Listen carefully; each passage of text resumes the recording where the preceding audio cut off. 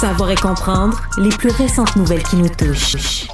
Bon, bilan de cette intempérie, on n'est pas en accident d'auto majeur, là. C'est vraiment les pannes d'électricité ce matin là, qui sont dans le bilan. Et le bilan qui augmente depuis le début de la matinée, là, on est à 185 103 clients privés d'électricité. Les régions les plus touchées, c'est vraiment la Montérégie avec plus de 82 000, Montréal également avec plus de 33 000, le centre du Québec plus de 24 000 et l'Outaouais avec plus de 23 000. En Montérégie, il y a des villes presque au complet là, qui n'ont pas, pas d'électricité. Oui, non, c'est ça. Effectivement, il y a des points chauds. Effectivement, tu as entièrement raison. Là, pensons, Longueuil, on est 23 000. La vallée du Richelieu, 24 000. Ce sont vraiment les endroits où il y en a davantage. Sur le réseau routier, je vous dirais, puis c'est pour un peu aussi, disons, dans le Grand Montréal, là, ça circule bien. La chaussée est mouillée. Un peu de gadou par endroit, mais dans l'ensemble du réseau routier, là, c'est loin d'être la catastrophe. Sur les routes secondaires, ben là, il faudra peut-être faire un peu plus attention sur les coins de rue. Il peut y avoir un peu de plaques de glace, un peu de verglas. Surtout faire attention dans sa cour, sur des trottoirs, trottoirs mal qui n'ont pas eu de sel. Là. C'est le premier obstacle. Sortir de sa maison pour aller jusqu'à son char. L'abrasif, le lâchez-vous lousse. Ah oui, ça c'est important. Il y a une petite couche. Si vous prenez l'avion ce matin, il y a encore un peu de perturbation, quoique ça clignote pas mal moins que l'arbre de Noël qu'on avait hier à Montréal-Trudeau ou encore à l'aéroport Jean-Lesage de Québec. La plupart des vols décollent à l'heure planifiée. Quelques retards, notamment destination Soleil, vous ferez attention, des vols intérieurs également au Canada. Ce qui retient l'attention ce matin, c'est le REM. Autant où hier, on avait lancé des fleurs au REM. Je dois t'avouer que... Mais là, on avait aimé la proactivité. En fin de journée, ça allait plus. Là. Non, ça allait plus. Et cet arrêt de service qu'on a connu entre les stations Brossard et Gare Centrale se prolonge ce matin. L'interruption se prolonge ce matin. Pourquoi? Ben, c'est qu'il y a eu bien sûr, l'épisode de verglas, mais même si on avait essayé de prévoir le coup du côté du REM, il y a eu accumulation exceptionnelle de glace sur la caténaire, ce qui cause l'arrêt complet du service. Et là, face à l'ampleur de la situation, puis ça va être de l'ouvrage, là, les équipes ont commencé le déglaçage manuel. Avec un séchoir à cheveux? Sur 15 km de voie. 15 km avec un séchoir. C'est des opérations en cours depuis hier, mais vous comprendrez qu'ils vont se poursuivre ce matin, parce que sur 15 mais km manuel... Mais est-ce qu'il faut un séchoir à cheveux ou une cuillère de bois? C'est une très bonne question. Ben, je trouve que le séchoir, c'est efficace. C'est peut-être une technique hybride entre les deux. On ne sait pas. Alors, mais ce qu'on nous dit du côté du REM, c'est qu'il y aura plusieurs heures nécessaires pour compléter les opérations dans les deux voies. Maintenant, il y a des autobus. Donc, les autobus qui desservent toutes les stations de la Rive-Sud, Île-des-Sœurs en direction de la gare centrale. On reprend partiellement aux 35 minutes en cours de journée. C'est ce qu'on vise, mais on n'a pas d'heure pour l'instant. En attendant, ce sont des autobus.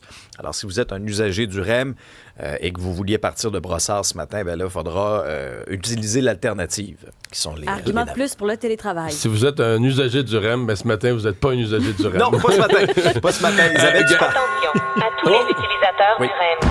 Le système Isabelle, tu parlais du télétravail. Il y en a sûrement plusieurs qui le seront. Parents à surveiller aussi les mémos des écoles, des établissements scolaires de vos enfants, parce qu'on en reçoit plusieurs. Là. Vous pouvez avoir la liste complète sur le TVA-Nouvelle.ca. Sur la Rive-Sud, dans les villes où il n'y a pas d'électricité, il n'y a pas d'école. Non, plusieurs endroits. Ouais, à plusieurs endroits. Service de garde qui serait ouvert quand même. Là. Alors, je vous invite à consulter soit la page Facebook de votre centre de service scolaire de votre école ou TVA-Nouvelle.ca pour la liste complète. Guerre en Iran. L'Iran qui continue à faire du dommage. Oui, on est loin de la fin du conflit. Hein. Ça devait se finir bientôt, ça, selon le président américain. Mais M. Trump, hier, disait que l'Iran était complètement... Parce qu'il y a vraiment deux versions des faits. Hier, Trump a dit l'Iran, là, ils n'ont plus rien. Là, ils sont complètement détruits. Ils n'ont plus aucun moyen. Mais l'Iran disait... Nous autres, on va continuer à nuire à l'économie mondiale pendant des mois. Oui. Alors, deux versions des faits complètement. On est au 13e jour de cette guerre au Moyen-Orient et l'Iran vise de plus en plus les installations énergétiques et les pétroliers.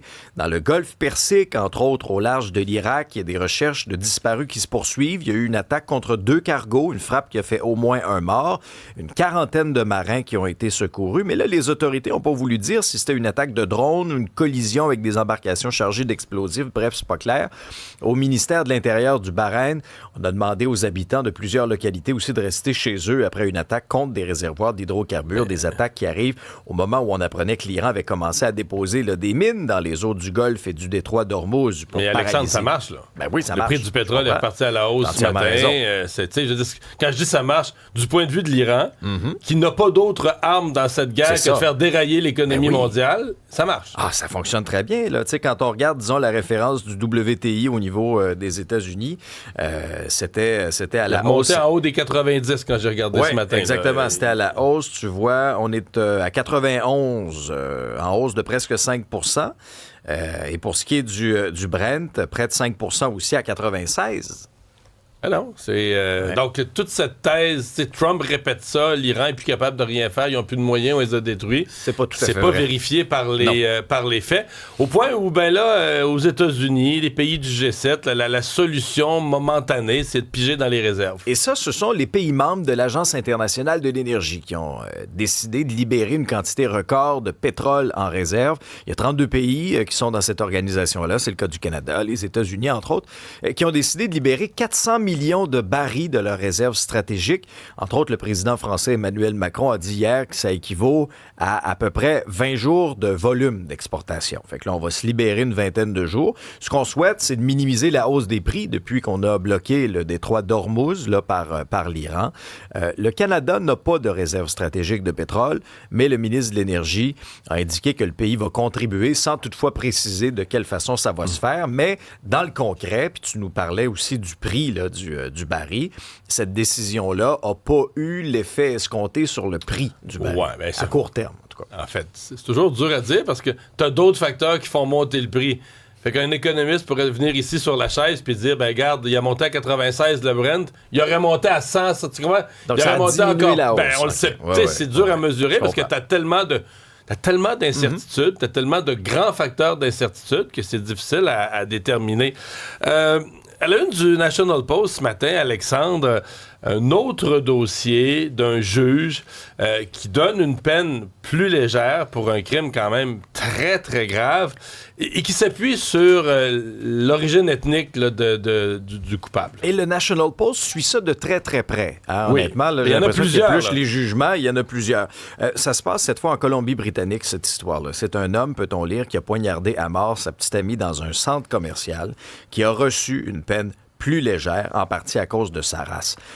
Il s'appelle donc Everton Javon Downey, 35 ans. Il a poignardé sa petite amie 15 fois. 15 dans fois, un centre commercial. Dans une cage d'escalier d'un centre commercial. C'était en 2021.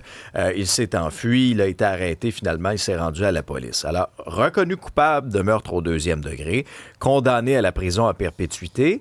La couronne cherchait aucune chance de libération conditionnelle avant au moins 15 ans, mais la juge y est allée de 12 ans, finalement, après avoir examiné l'évaluation de l'impact de la race et de la culture de Downey.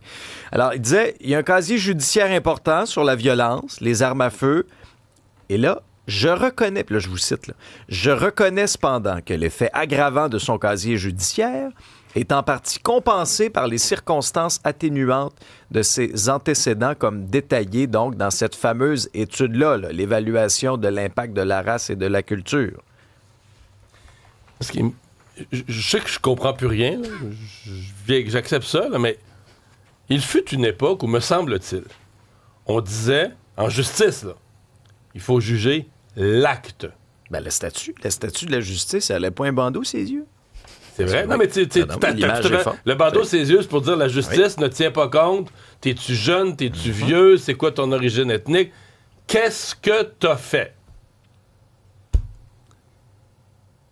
On juge la gravité de l'acte. Là, maintenant, on a reviré ça de bord. Si t'es blanc, si t'es jeune, si t'es vieux, si t'es autochtone, si t'es d'une minorité visible, là, l'acte devient moins grave ou plus grave. Ouais. Le même acte. C'est à n'y rien comprendre.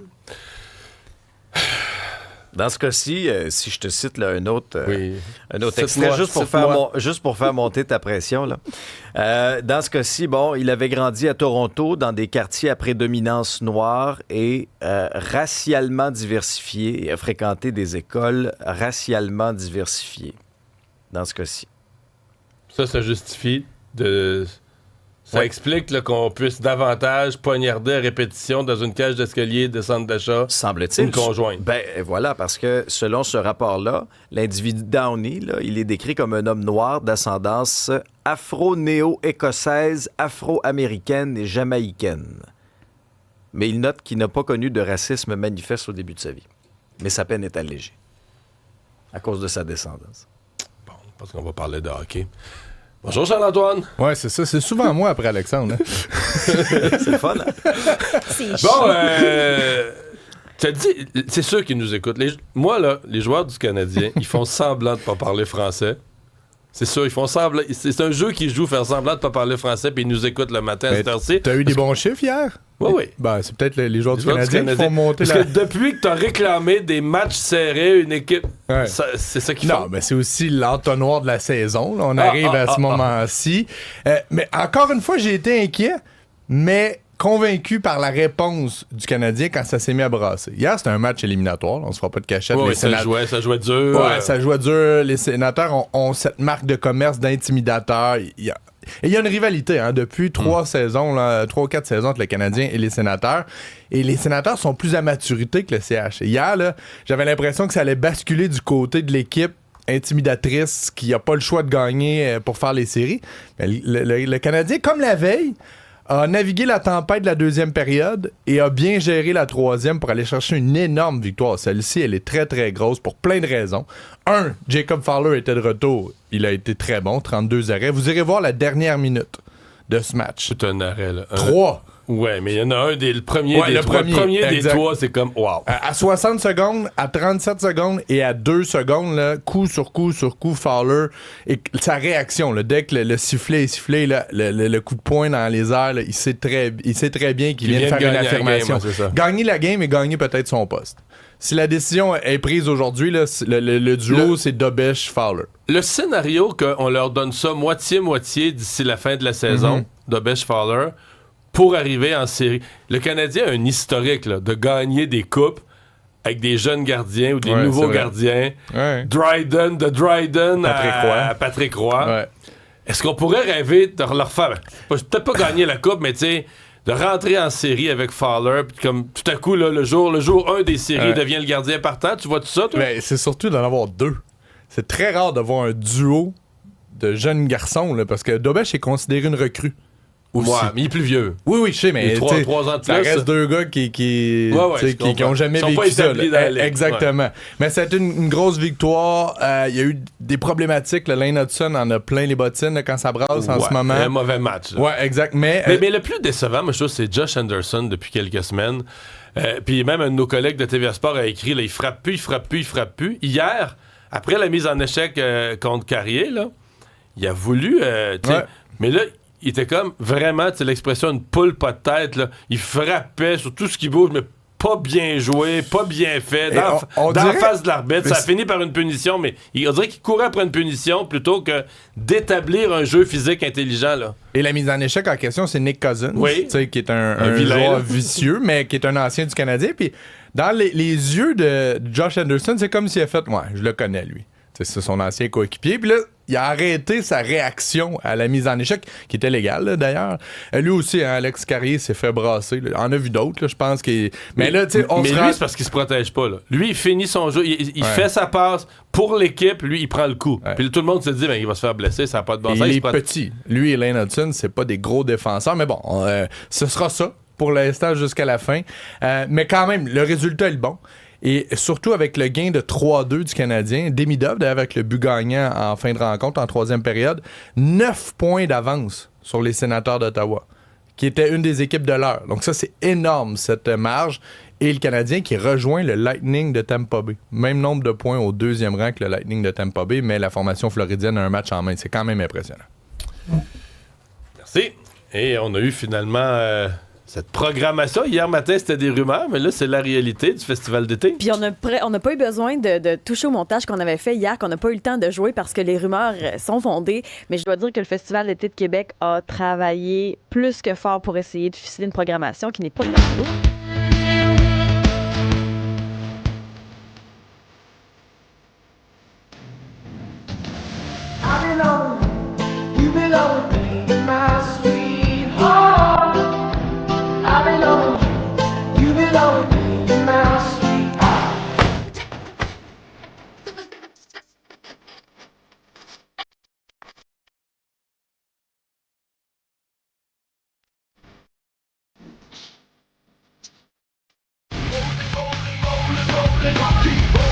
Les années 90-2000 sont à l'honneur. Ouais. Ce qu'on dit, c'est que les Motley Crue, Def Leppard, ça pogne encore en salle, mais la mode des festivals cette année, en tout cas, c'est pas l'air qui est insufflé. Ça a pris à peu près 3 heures hier pour écouler plus de 100 000 laissez-passer pour le Festival d'été de Québec qui va se passer du 9 au 19 juillet. Est-ce que ça, c'est tous les laissez-passer disponibles qui sont déjà vendus?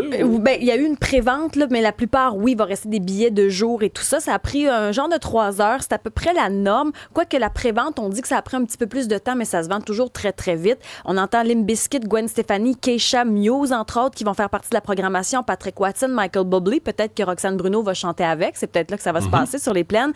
Jelly Roll pour le country, Soulja.